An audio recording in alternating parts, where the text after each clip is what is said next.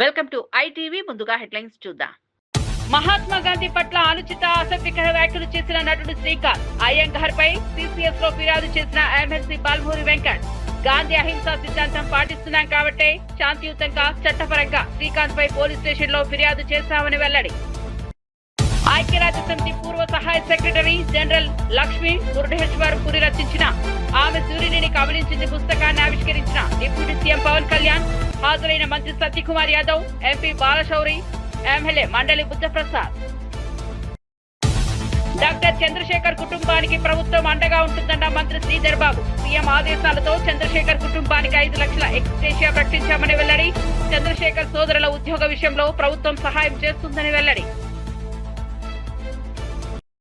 Congress party అంటేనే మోసమన్న BJP MP Raghunandan Rao. అధికారంలోకి వచ్చి 22 నెలలు అయినా ఇచ్చిన హామీలు నెరవేర్చని కాంగ్రెస్ కు జూబ్లీహిల్స్ ఉప ఎన్నికల్లో ప్రజలు తగిన బుద్ధి చెప్పారని పిలుపు.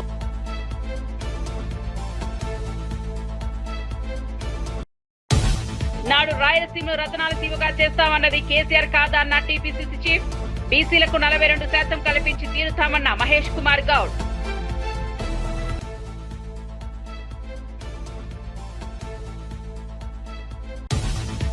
ఇక వార్త వివరాల్లోకి వెళ్తే, మహాత్మా గాంధీ పట్ల అనుచితంగా మాట్లాడిన నటుడు శ్రీకాంత్ అయ్యంగార్ పై టీపీసీసీ ఉపాధ్యక్షులు MLC doctor Balmoori Venkat CCS police station లో ఫిర్యాదు చేశారు. గాంధీజీ అహింసా సిద్ధాంతం పాటిస్తున్నందున శాంతియుతంగా చట్టబద్ధంగా చర్యలు తీసుకుంటున్నామన్నారు.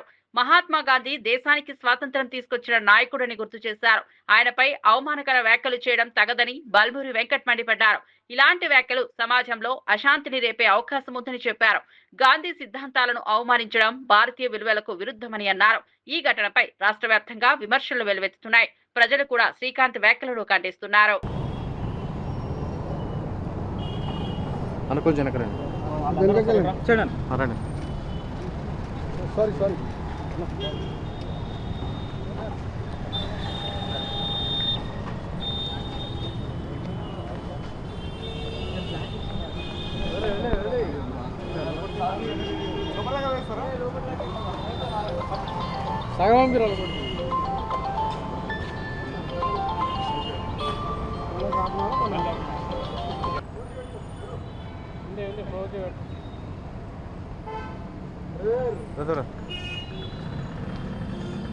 గత కొద్ది రోజులుగా సోషల్ మీడియా హ్యాండిల్స్లో అదేదో హీరోయిజం లెక్క తను మాట్లాడే విషయాలు గాంధీ గారి గురించి చాలా అసభ్యకరంగా పోస్టులు వీడియోలు పెట్టడం జరుగుతుంది.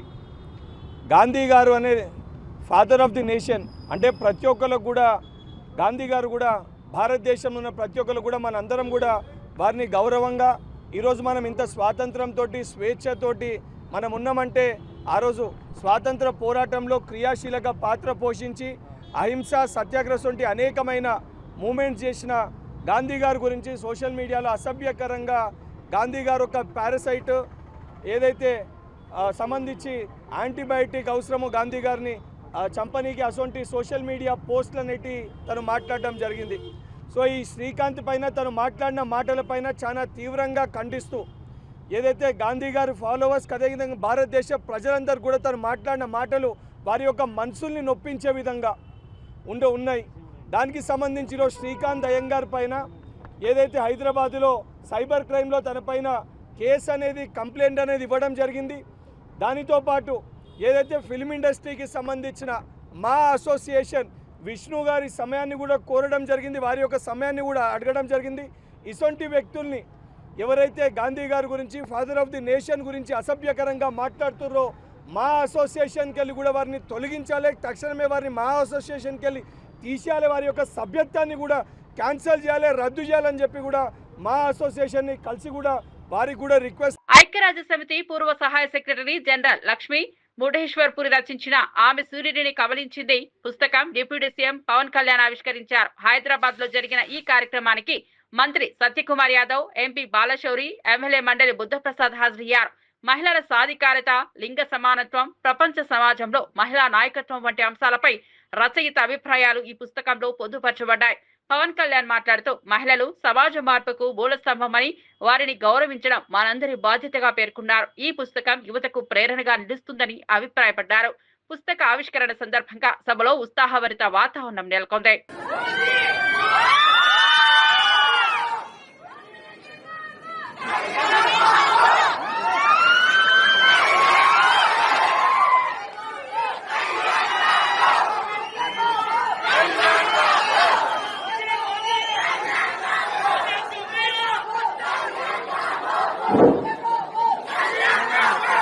అందరినీ నిశ్శబ్దంగా ఉండవలసిందిగా కోరుతున్నాను.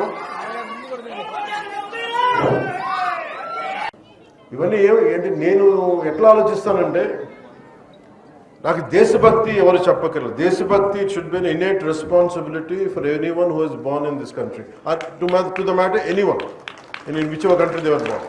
అది బేసిక్. దాని గురించి మనం చెప్పించుకుంటున్నామంటే మనం సరిగ్గా లేవు, దృష్టి పెట్టట్లేదు. అలాగే నేను జడ్జిమెంట్ చేయను whether I'm leftist or rightist. నేను ఎప్పుడు జడ్జిమెంట్, నేనేమని చెప్తానంటే సమతుల్యత. It's a balance. ప్రపంచం మనం కూర్చోబెట్టి మన ఎక్స్ట్రీమ్ లెఫ్ట్ ఎక్స్ట్రీమ్ రైట్ అంటే పనిచేయదు.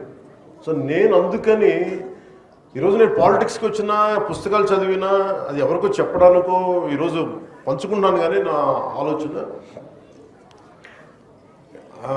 ప్రతిసారి ఏముంటుంది, నేను మన విజయవాడ ఇలాంటి వచ్చినప్పుడు నేను కమ్యూనిస్టులతో మాట్లాడతాను, లేదంటే రైట్ వింగ్ మారిపోయాడు ఇట్లాంటి నేను ఎప్పుడు అట్లేదు, ఎప్పుడు ఒకటేలా ఉన్నాను. కాదేంటంటే నేను ఎప్పుడు ఆ బ్యాలెన్స్ని చూసుకుంటా ఉన్నాను. సో ఉదాహరణకి చిట్టా గ్యాంగ్ విప్లవ వీరులది కానీ, ఒక చంద్రశేఖర్ ఆజాద్ కానీ, అలాగే మొత్తం కూర్చోబెట్టి గజనీ మహమ్మద్ మనకి దాడులు కానీ, ఇవన్నీ ఒకటే కాలంలో ఒక 7-8 ఇయర్స్ టైంలో అటు కమ్యూనిస్ట్ చరిత్ర చదివాను, భారతీయ సంస్కృతి మీదుగా చదివాను.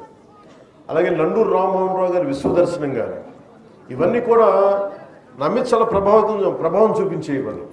సో పుస్తకాల మీద నాకు ఒక అపరిమితమైన ఎందుకు ఇష్టం. చిన్నప్పుడు వెతికాను, మెడ్రాస్కి వెళ్తే హిగిన్ బోథామ్స్ అనో, లేదంటే ల్యాండ్ మార్క్లో, ఇక్కడికి వచ్చిన తర్వాత యుఎస్కి లాంటి వెళ్తే బాన్స్ అండ్ నోబుల్స్ అని అలాంటి పుస్తకాలకి వెళ్ళి వెతికేవాడిని పుస్తకాల కోసం, తపన పడతాను పుస్తకాల కోసం. ఇదంతా దేనికి చేస్తానంటే to understand each other culture, మనం వేరే సంస్కృతిని అర్థం చేసుకోవటం. అన్ని జీవితాలను మనం బతకలేం, కానీ ఒక్కొక్క పుస్తకంలో రాసే జీవితం దానికి సంబంధించిన అంశాలు మనల్ని చాలా ప్రభావితం చూపిస్తాయి. అలాగే మనకి పొద్దున్నే చదువుతా నేను వనవాసి అనే విభూతి భూషణ్ బందోపాధ్యాయ గారిది వనవాసి అని పుస్తకం చదువుతూ వచ్చాను. ఆ దాంట్లో అది ఏముంటుందంటే అది తెలుగు ట్రాన్స్లేషన్. అది అలాంటిది ఆయన గురించి చదువుతూ ఉంటే మనకి 1914-20లో ఎలా ఉండేది కలకత్తా, అప్పుడు పరిస్థితులు ఏంటి, అప్పుడు ఆలోచన విధానం ఎలా ఉండేది, ఇట్లాంటివన్నీ మనకి. మచిలీపట్నం పట్టణ పోలీస్ స్టేషన్ లో సీఐ యేసుబాబుతో పేర్ని నాని మధ్య జరిగిన వాగ్వాదం రాజకీయంగా చర్చనీయాంశమైంది. ఈ ఘటనపై స్పందించిన పేర్ని నాని తాను ఎక్కడా విధులకు ఆటంకం కలిగించలేదని స్పష్టం చేశారు. పెళ్లి పీటలపై కూర్చోవలసి ఉండటంతో త్వరగా రిమాండ్ ప్రక్రియ పూర్తి చేయాలని మాత్రమే అడిగానని తెలిపారు. మేయర్ భర్తపై సీఐ రెచ్చగొట్టేలా మాట్లాడారని ఆరోపించారు. కేసు పెడితే ఏమవుతుందని ప్రశ్నిస్తూ అరెస్ట్ అయితే బెయిల్ తీసుకొస్తామన్నారు. ఈ ఘటనపై స్థానిక రాజకీయ వర్గాల్లో చర్చలు జరుగుతున్నాయి. పోలీసులు, ప్రజాప్రతినిధులు మధ్య సయోధ్య అవసరమని విశ్లేషకులు వ్యాఖ్యానిస్తున్నారు. నేను దబాయించాను, పోలీసుల్ని థ్రెటన్ చేశానని మాట్లాడారు. మాతో పాటు అక్కడ ఏఆర్ఎస్ఐ గారు ఉన్నాడు, ఏఆర్ కానిస్టేబుల్స్ ఉన్నారు, స్పెషల్ పార్టీ వాళ్ళు, ఇంకా పోలీసులు చాలామంది ఉన్నారు, కానిస్టేబుల్స్ ఉన్నారు. స్టేషన్లో అడగండి. నేను సుబ్బన్ని వదిలిపెట్టే నువ్వు ఎందుకు తెస్తారు మీరని నేను మాట్లాడానా? వాస్తవాలు ఏంటో తెలుసుకోండి. నేనైతే సుబ్బన్ని మరొకసారి చెప్తాను, సుబ్బన్ని విడిచిపెట్టమని అడగలేదు, నేను తీసుకెళ్తానని అడగలేదు. ఇది అసత్యం. తొందరగా రిమాండ్కి పెట్టండి, రేపు పెళ్ళి ఉంది, పీటల మీద ఇట్లనే కూర్చోవాలి అని మాత్రం నేను గట్టిగా మాట్లాడాను, చెప్పాను. చెప్తే వాళ్ళు సరే పెట్టేస్తాం రిమాండ్కి అన్నారు. అంతకుమించి ఎప్పుడైతే మా మేయర్ గారి భర్తని అతను మాట జారాడో అక్కడి నుంచి మాత్రం కావాలని రెచ్చగొట్టినట్టున్నాడు, కావాలని మాట్లాడినట్టున్నాడు. మీరు యాక్షన్ అంటే యాక్షన్ తీసుకోండి, వాస్తవాలను మాత్రం చూసుకోండి. నా మీద చర్యలు తీసుకుంటా అని చెప్పారని చెప్తాను. నేను కూడా అన్నాను. కేసు కడితే ఏం చేస్తాం, అరెస్ట్ అవుతాం, లోపలికి వెళ్తాం. ఇటీవల జరిగిన ఘటనలో ప్రాణాలు కోల్పోయిన డాక్టర్ చంద్రశేఖర్ కుటుంబానికి ప్రభుత్వం అండగా ఉంటుందని మంత్రి శ్రీధరబాబు ప్రకటించారు. సీఎం ఆదేశాల మేరకు చంద్రబాబు కుటుంబానికి 5 లక్షల ఎక్స్గ్రేషియా మంజూరు చేసినట్లు తెలిపారు. అదనంగా ఆయన సోదరుల ఉద్యోగ నియామక విషయాన్ని కూడా ప్రభుత్వం పరిశీలిస్తుందని హామీ ఇచ్చారు. బాధిత కుటుంబానికి న్యాయం జరిగేలా అధికార యంత్రాంగం చర్యలు తీసుకుంటోందని అన్నారు. ఈ సందర్భంలో మంత్రి మాట్లాడుతూ మానవత్వంతో వ్యవహరించడం ప్రభుత్వ ధర్మమని పేర్కొన్నారు. వైద్య సేవలు అందించేవారు దేశానికి వెన్నెముకలని ప్రశంసించారు. డాక్టర్ చంద్రశేఖర్ కుటుంబం పట్ల సానుభూతి వ్యక్తం చేస్తూ సమాజం కూడా సహకరించాలని పిలుపునిచ్చారు.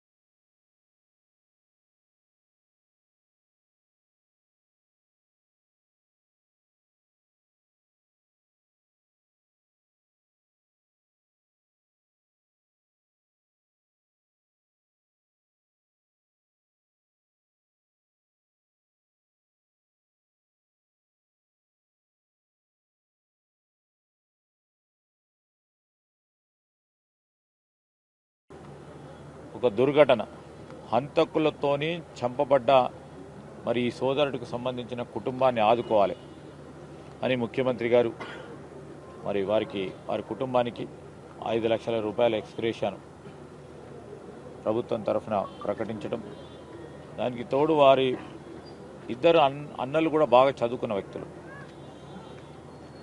వారికి కూడా మరి ప్రైవేటు ఉద్యోగాల విషయంలో వెంటనే చేసే కార్యక్రమంతో పాటు ప్రభుత్వ పరంగా కూడా మేము వారిని అందరినీ కూడా ఆదుకుంటామని, ఆ చంద్రశేఖర్ గారి ఆత్మకు శాంతి చేకూరాలని మేము మా ప్రభుత్వం తరఫున, మా మిత్రులందరి తరఫున ఆ భగవంతుని ప్రార్థిస్తూ వారి కుటుంబ సభ్యులకి సంతాపాన్ని వ్యక్తం చేస్తూ ఉన్నాం. ఇక్కడ పీజీ కంప్లీట్ చేసుకుని చంద్రశేఖర్ తమ్ముడు అనుకోకుండా దుస్సంఘటన జరిగి చనిపోవడం జరిగింది.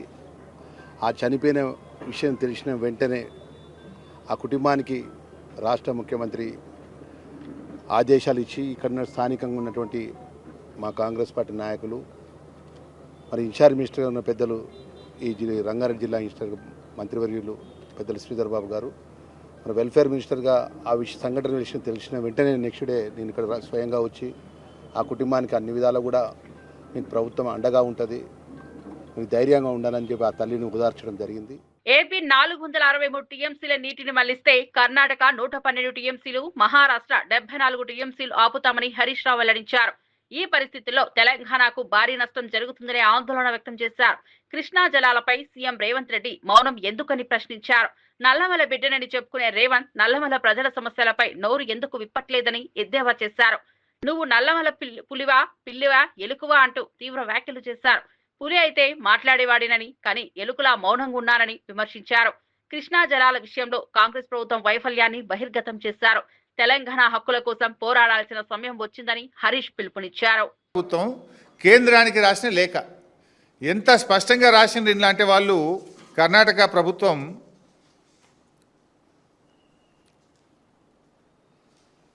Para 11, page 3, by all the stated diversions by Andhra Pradesh, 80 plus 100 plus 243.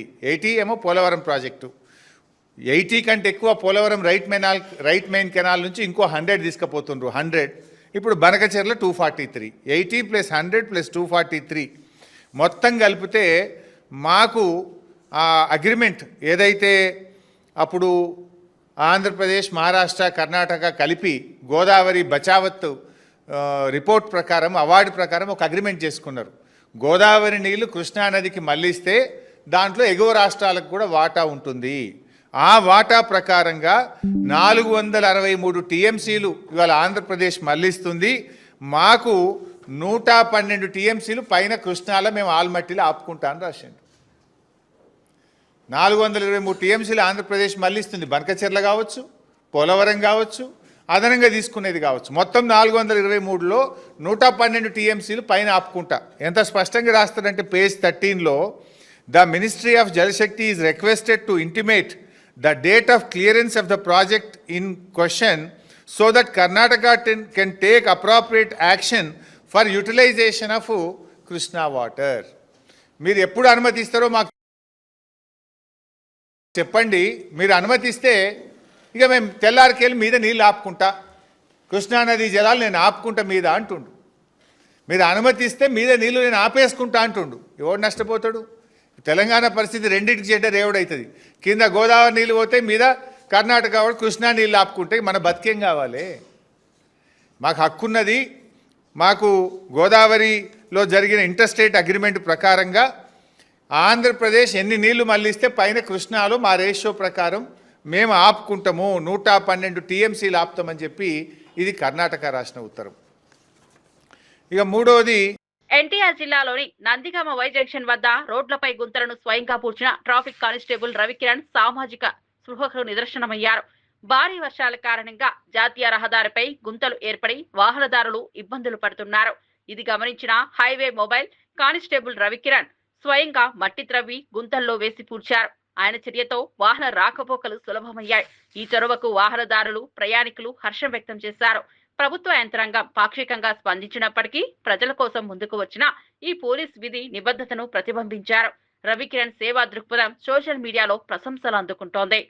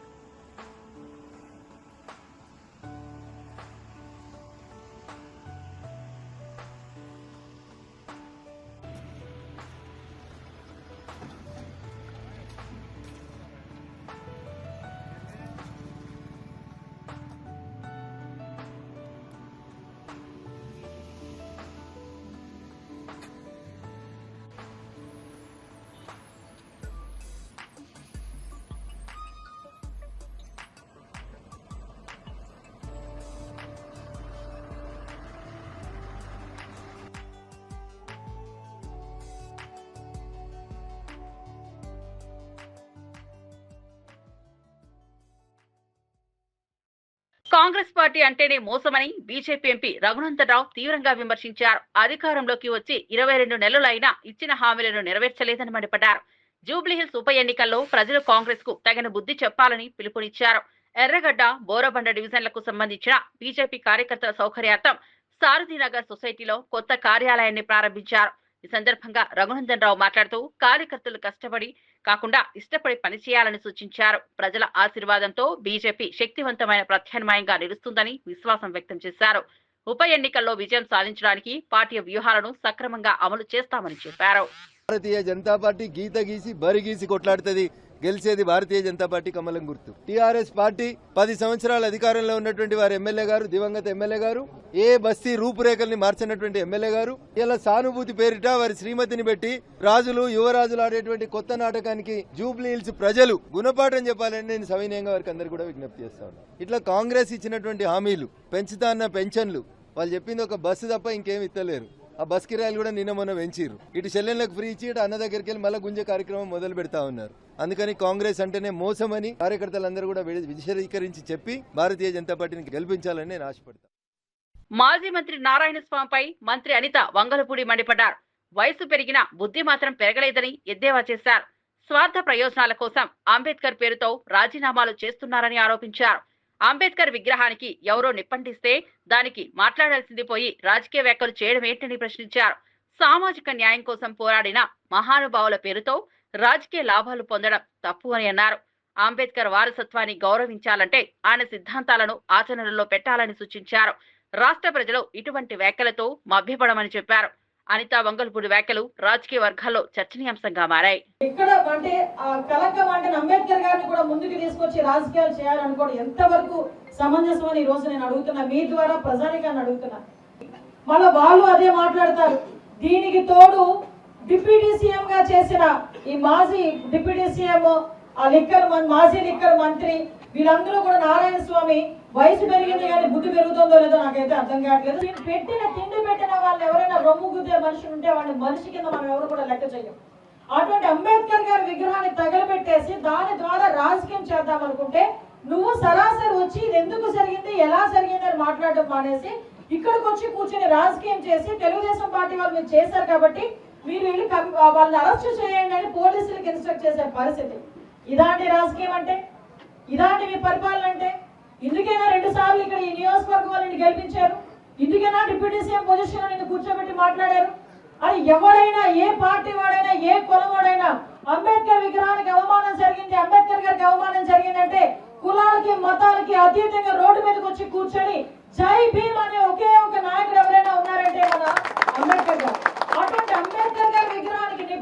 ఉంటే దానికి రాజకీయ రంగు పులిమి నువ్వు వచ్చి రోడ్డు మీద కూర్చొని దాన్ని స్టేట్ వైడ్ ఇష్యూ చేయడానికి ఎక్కడికి నుంచో నాయకులు తీసుకొచ్చి నువ్వు కూర్చోబెడతావా? ఎంపీ వస్తాడా? కరుణాకర్ రెడ్డి వచ్చి కూర్చుంటాడా? నిజాలు తెలిసిన తర్వాత ఈ రోజు ఎవడో మాట్లాడితే అధికారంలో ఉన్నప్పుడు నిర్మాణాలను పూర్తి చేయాలని జగన్ ఇప్పుడు దొంగ ఏర్పులు ఎందుకుంటున్నారని బీజేపీ జాతీయ కౌన్సిల్ సభ్యురాలు సాదేని యామిని తీవ్రంగా ప్రశ్నించారు. 17 వైద్య కళాశాలల కోసం కేంద్రం మంజూరు చేసిన నిధులను సద్వినియోగం చేయలేదని విమర్శించారు. కొన్నిటికైతే భూసేకరణ కూడా పూర్తి కాలేదని యామిని ఆగ్రహం వ్యక్తం చేశారు. రాష్ట్ర అభివృద్ధి కంటే వ్యక్తిగత రాజకీయాలకు ప్రాధాన్యమిచ్చారంటూ జగన్ పాలనను తప్పుపట్టారు. కేంద్రం ఇచ్చిన నిధులను సమర్థంగా ఉపయోగించి ఉంటే ఆరోగ్య రంగం బలోపేతం అయ్యేదని అన్నారు. ప్రజల డబ్బును వృధా చేసుకున్న వైఎస్ఆర్సీపీ నాయకత్వంపై ప్రజలు తీర్పు ఇవ్వాలని పిలుపునిచ్చారు. ఏ విధంగా ఈ రెండింటిని ఉపయోగించుకుంటూ రాష్ట్రాన్ని దోచుకోవాలన్నది కూడా ఆయన బాగా తెలిసినటువంటి వ్యక్తి. పేద ప్రజల విద్యార్థులు ఎవరైతే ఉన్నారో వారు మెడికల్ కళాశాలలో చదువుకోవడము, బాగుపడ్డము, డాక్టర్ లాగా అవడము లేదా నర్సింగ్ ఇండస్ట్రీలో ఉండడం ఆయనకి ఇష్టం లేదు. నిన్న మళ్ళీ పరిగెత్తుకుంటూ ఎగేసుకుంటూ వెళ్ళాడు నర్సీపట్నానికి. ఏముంది అక్కడ మొండిగోడులు చూడ్డానిక? ఆ ఇచ్చినటువంటి 17 కాలేజీల్లో ఆయన దాదాపు చాలా మటుకు భూసేకరణ కూడా పూర్తి కాలేదు. సెంట్రల్ స్కీమ్ కింద భారత కేంద్ర ప్రభుత్వము అలానే కొన్ని గ్రాంట్ల కింద అనుకోండి ఆర్థిక సహాయాన్ని 1965 కోట్ల రూపాయలు ఈ మెడికల్ కళాశాలల కింద కేంద్ర ప్రభుత్వం కూడా సహాయం చేసింది. 1550 కోట్లే ఖర్చు పెట్టి అదేదో అక్కడికి ఆయన ఏదో ఉద్ధరించేశాను అప్పట్లో ఆయన ప్రభుత్వ పాలనలో అని చెప్పని ఇంకా ప్రజలని మోసం చేస్తూనే ఉన్నాడు. విచ్ ఈజ్ లైక్ 15% కూడా కాదు ఆయన ఖర్చు పెట్టింది. ఏదో 1-2 మెడికల్ కాలేజీలు కట్టేసి దాన్ని సుందరంగా తీర్చిదిద్దని అది కూడా మేము ఇచ్చిన డబ్బులతో ప్రత్యక్షంగా పరోక్షంగా చేసి ఇప్పుడు ఇంకా ఎవరిని మోసం చేద్దామని. హైదరాబాద్ కమాండ్ కంట్రోల్ సెంటర్ లో CM Revanth Reddy A hub, T square ప్రాజెక్టులపై సమీక్ష నిర్వహించారు. ఈ సమీక్షలో మంత్రి Sridhar Babu, special CS Jayesh Ranjan, Sanjay Kumar, CMO OSD Vevula Srinivasulu, TGIIC MD Shashanka, T fibre MD Venuprasad, IT శాఖ డిప్యూటీ సెక్రటరీ భవేష్ మిశ్రా తదితర అధికారులు పాల్గొన్నారు. హైదరాబాద్ ను స్మార్ట్ సిటీగా తీర్చిదిద్దే దిశగా ప్రభుత్వం ప్రాధాన్యతనిస్తోందని పేర్కొన్నారు.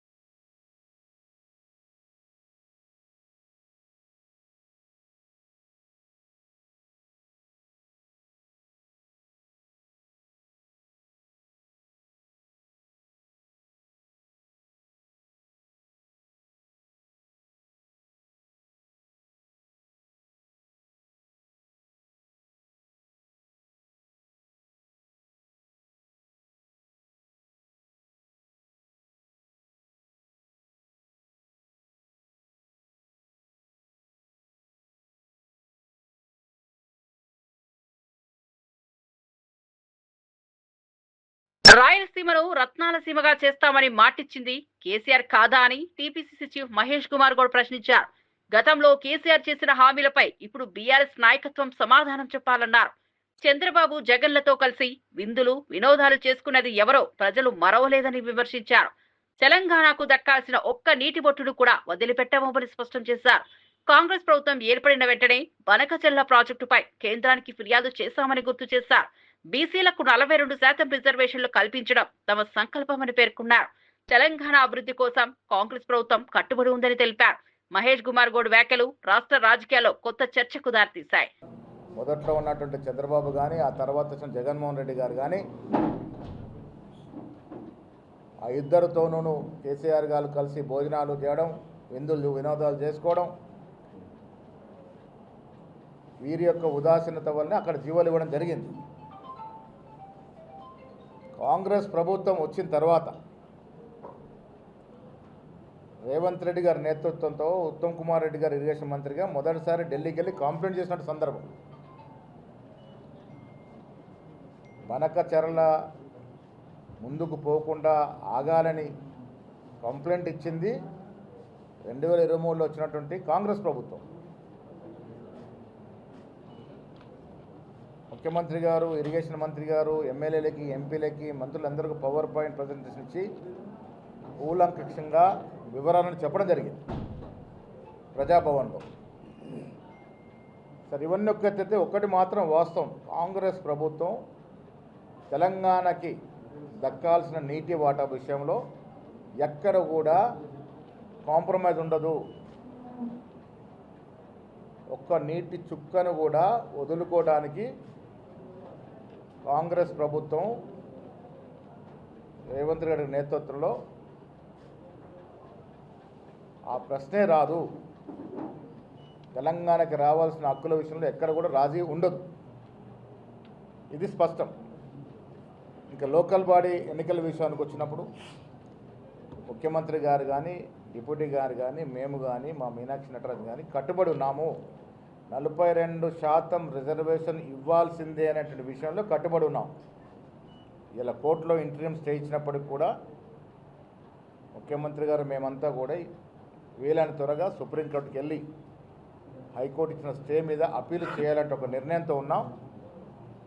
బీసీలకి 42% రిజర్వేషన్ విషయంలో ఎక్కడ రాజీ ఉండదు. 42% రిజర్వేషన్ విషయంలో బీజేపీ పార్టీ ఆపణలో అసలైన ముద్దాయి.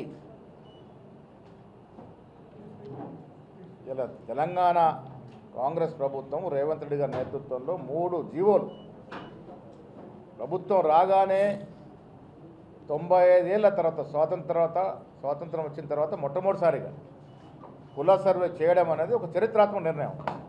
ఆ కుల సర్వే కూడా శాస్త్రీయబద్ధంగా చేసి ఎంపెరికల్ డేటాను ఎస్టాబ్లిష్ చేయడం జరిగింది. ఆ డేటా ఆధారంగానే ఇవాళ 42% రిజర్వేషన్ ఇచ్చాం. అంతకుముందు ఏ ఆధారం లేదు. బీసీలకు రిజర్వేషన్ ఇవ్వాలంటే ఏ ఆధారం లేదు. సుప్రీంకోర్టు చాలా సందులు అడిగింది మీకు ఏ ఆధారమని. ఇప్పుడు అలాంటి ఆధారం కాంగ్రెస్ ప్రభుత్వం ఇలా కుల సర్వే ద్వారా పొందుపరిచింది, ఒక ఎంపెరికల్ డేటాను పొందుపరిచింది. కాబట్టి 42% జీవో ఇస్తూ సీఎం రేవంత్ రెడ్డిపై ఒక వారం లోపు సుప్రీంకోర్టులో కేసులు వేస్తానని ప్రజాశాంతి పార్టీ అధ్యక్షుడు కేఏ పాల్ సంచలన వ్యాఖ్యలు చేశారు. రేవంత్ పై ఇప్పటి వరకు 18 ఫిర్యాదులు వచ్చాయని, వాటిని చట్టపరంగా ముందుకు తీసుకెళ్తానని వెల్లడించారు. రాష్ట్ర ప్రజల కోసం తాను న్యాయ పోరాటం కొనసాగిస్తానని స్పష్టం చేశారు. తెలంగాణలో అవినీతి, అధికార దుర్వినియోగం పెరిగిపోతున్నాయని ఆరోపించారు. పాల్ మాట్లాడుతూ ప్రజాస్వామ్యంలో ఎవరూ చట్టానికి పై చేయి కాదని గుర్తు చేశారు. సుప్రీంకోర్టులో కేసులు వేస్తా. ఎందుకు అంటే తమ్ముడు రేవంత్ 18 కంప్లైంట్లు వచ్చాయి. ఇప్పటికి ఒక్కొక్కటి కొన్ని వేల కోట్లు కంప్లైంట్లు. Public interest litigation form frame చేస్తున్నాను. 1 by 1 వీక్ సమయం ఇస్తున్నాను. 20వ తారీఖు లోపుని తమ్ముడు రేవంత్ రా, రాష్ట్రాన్ని అభివృద్ధి చేద్దాం, డబ్బులు తెద్దాం వద్దు, సమిట్లు పెడతాం వద్దు, నిరుద్యోగ సమస్య నిర్మూలన చేద్దాం వద్దు, న్యాయం చేద్దాం వద్దు, అప్పులు తీర్చుదాం వద్దు, అభివృద్ధి చేద్దాం వద్దు, మరేం చేద్దాం? దోచుకు తిందాం. వాళ్ళే దోచుకుంటున్నారు. 1 by 1 18 కంప్లైంట్లు నేను పెట్టానా? బాగోదు, రాష్ట్రాలు పాడైపోతాయని నేను కొంచెం ఆలోచిస్తున్నాను మంచి మనసుతో. చూసారా, ఆ రాకేష్ అనే ఆయన షూ ఇసిరాడు. చీఫ్ జస్టిస్ గారు క్షమించేశారు. ఒక